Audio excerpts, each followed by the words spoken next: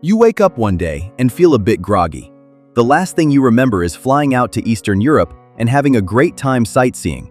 And then there's some vague memories of a drug deal gone south with a bunch of Russian gangsters and their leader smiling sinisterly while saying, "Perhaps it is time our friend have a dirt nap." He laughed, his gangsters laughed, and what you originally thought was poor use of an American idiom turned out to be quite literal. Now you're 6 feet underground and stuck inside a coffin. How are you going to get out of this one?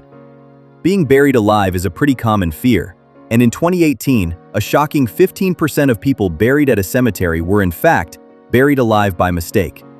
Just kidding, we made that up just to panic our more claustrophobic fans, who should actually feel a lot better knowing that being buried alive is so rare that there's no official stat for how often it happens. Of course it has happened, and back in the 1800s, the fear was so prevalent that special coffins were made available, which came with a length of string tied to a bell above the grave. If someone happened to find they'd been pronounced dead prematurely, all they would have to do is ring the bell. Again though, we weren't able to find any verified claims of this ever actually happening. But what if it did happen to you? First, we're going to be straight up with you and let you know that freeing yourself is going to take a lot of luck and be incredibly difficult. So difficult, in fact, that right this very second, millions of people could very well be trying to desperately claw their way to freedom from an early grave, only to die of asphyxiation. So who knows? Maybe 15% of people really are buried alive. I mean, we researched it, and there's no official way of checking if a buried corpse is, an actual corpse. If your family opted for embalming though, then you have nothing to worry about, because if you weren't dead before the mortician got his hands on you, you definitely are after he suctions out all your blood and replaces it with a witch's brew of chemicals. Embalming, however, is not legally mandated, and instead your family could ask that you be refrigerated until the funeral service. This is a cheaper alternative to embalming and will help keep you crisp and semi-fresh so your family has a chance to say goodbye without you looking like a Walking Dead extra. If you've seen our previous episode on the man who survived being frozen for 12 hours, then you're already aware that chilling a body can actually help keep it alive. The chilling can slow your cellular activity to the point that you require very little oxygen, and your heart can beat very, very sparingly and still keep you alive. Odds are, though, that if you're buried alive, then you've probably been involved in some shady business with the Russian mob, who coincidentally find it a great laugh to bury their enemies alive inside coffins and listen to them try to claw their way out.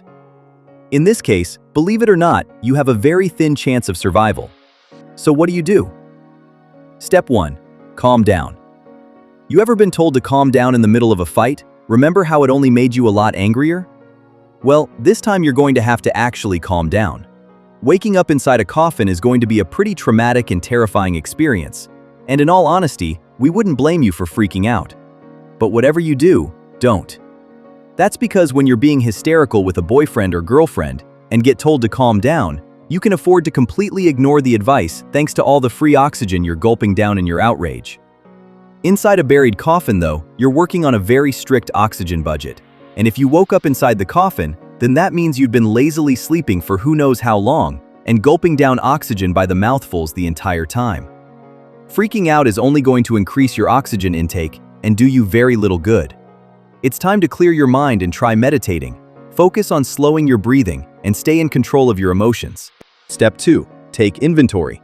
This might sound like a no-brainer, but once you've calmed down, check the inside of your coffin. Maybe you have a pocket knife, that would be great, or a belt buckle, or literally anything else that's very hard and rigid. You can use a belt buckle to tap rhythmically on the lid of your coffin and hope that someone above can hear you.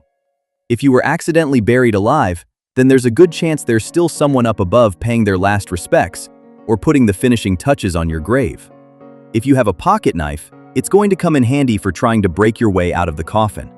Increasingly, though, people are being buried with cell phones, either by accident or on purpose, so that loved ones can call the corpse.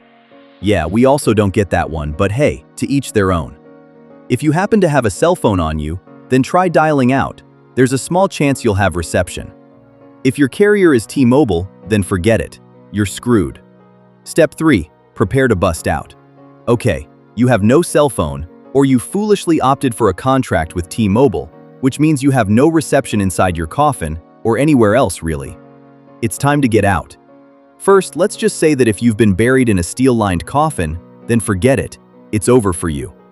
Remember that pocket knife? You have two choices here: the fast way out or slow, lingering asphyxiation. But let's say you got buried in a much cheaper wooden coffin or a budget model made out of very rigid cardboard. This is one time you're going to be grateful to your family for being a bunch of cheapskates. What you're going to want to do is to make a hole in the coffin through which you'll crawl out. But first, you have to protect your ability to breathe.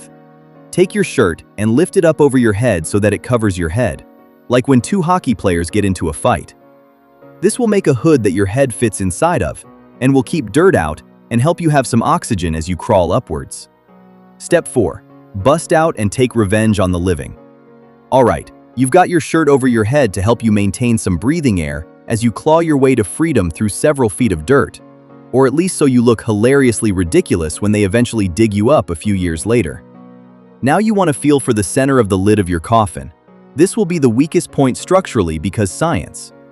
It'll be difficult in the cramped spaces, but you want to start hammering away at this point. And while you won't be able to actually bust out, you can flex the lid enough that hopefully the weight of the dirt above it will crack it. Once you've accomplished this, tear away at the wood or heavy cardboard and push all the incoming dirt to the bottom of your coffin while trying to wriggle your body so that your head doesn't get stuck in place. You're going to have to make like a worm and wriggle continuously to push the dirt aside and hopefully down, while widening the opening in the lid. In time, you should be able to have made a large enough hole that you can start making your way upwards. And this is actually the easy part. Since you were recently buried, then all that dirt is going to be very loose and pretty easy to dig through. Of course, it's all going to be compacting your little bubble of air supply, so you're going to have to move fast. Once you've busted out, take a well-deserved breath of fresh air. Now you're free to freak out all you want. Breaking free completely will take some time, but with enough wriggling, you should eventually manage to get your arms loose, and then you can simply pull yourself up to freedom. You've done it. You've come back from the grave like a completely predictable twist on AMC's The Walking Dead. Now it's time to get a second lease on life, or at the very least, to change your phone carriers. How would you survive being buried alive? Does the thought scare you? Let us know in the comments. And as always, if you enjoyed this video, don't forget to like, share, and subscribe for more great content.